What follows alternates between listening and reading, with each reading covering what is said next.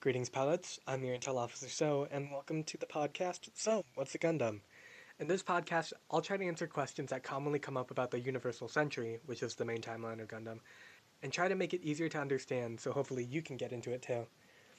I still don't have socials, surprisingly. Um, I'm considering opening up an Instagram account or something along those lines, but I will take suggestions if you have any, so please do let me know in the comments. As for an information warning, I'm usually gonna get things wrong. More than likely, I will.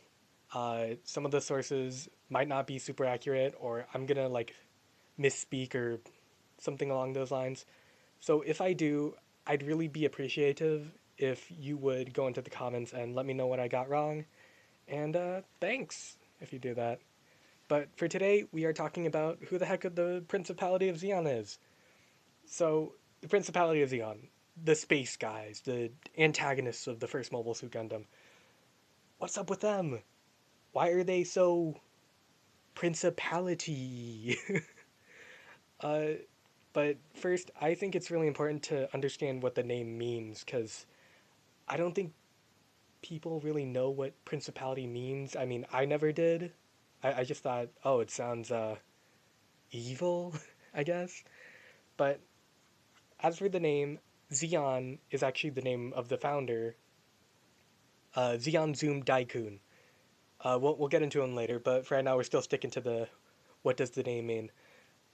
Principality, I know I originally thought it was rules or something along those lines, but actually, by definition, or from how I looked it up, it's a state or territory ruled by a prince or princess. Though honestly, I'd argue if you looked at Zeon any closer, it's more like a dynasty, I'd say. Which, if you don't know what a dynasty is, it's basically it's a group of rulers from only one family. So, so who exactly forms uh, the Principality of Zeon? Well, as I said before, it's Zeon Zum Daikun. This guy was a this guy was part of the space colonies, or as they're known, sides. Uh, Zeon Zum Daikun was would he had a bunch of philosophical ideas that people really liked, especially the people on the space colony known as Side 3. And eventually that made him into the leader of it because, well, people really liked what he was talking about. But what was he talking about? He had a belief called Kantialism. I think that's how you say it. It's a fusion of ideas called Airism and Sidism. I'm going to talk about them later, so hold on to that for now. Uh, he seemed like a stand-up guy from what I could tell, other than the fact that probably didn't like Earth people that much. He had two kids, Casval Rem Daikun and Artesia Sam Daikun, but eventually you will know them as Char Aznable and Salem Mass, respectively. Deciding that Earth Federation wasn't really his jam, he decided for Side 3 and a bunch of other places, I believe, that they would make a new nation called the Republic of Zeon. And that was what it would be known for now.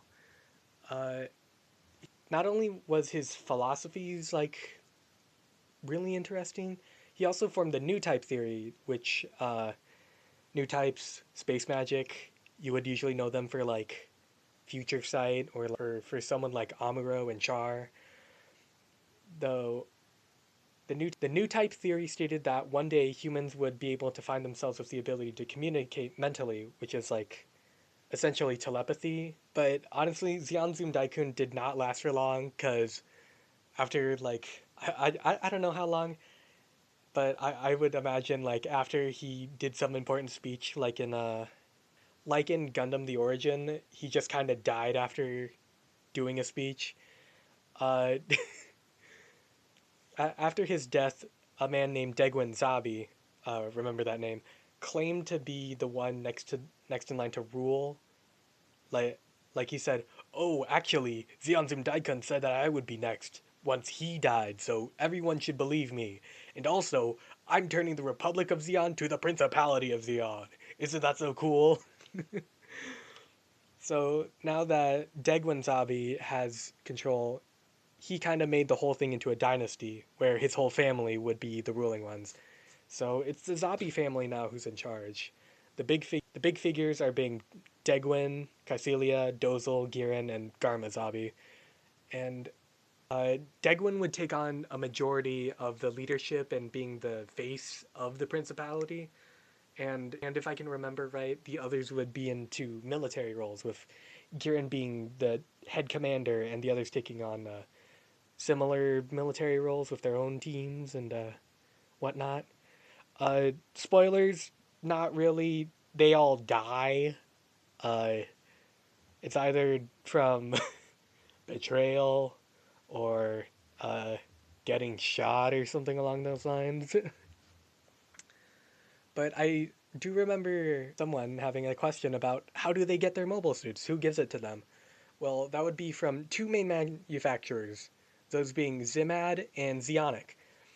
Uh, the only reason I remember Zeonic was, I think, from a Toyota commercial where it was Char Aznavour talking about Toyota.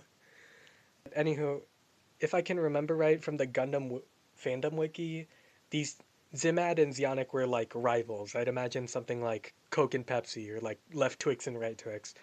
And they produced all sorts of mobile suits trying to compete for the main spot of being who was the top producer. Uh, Zeonic was known for the most iconic and probably the most recognizable Zeon suit being the Zaku.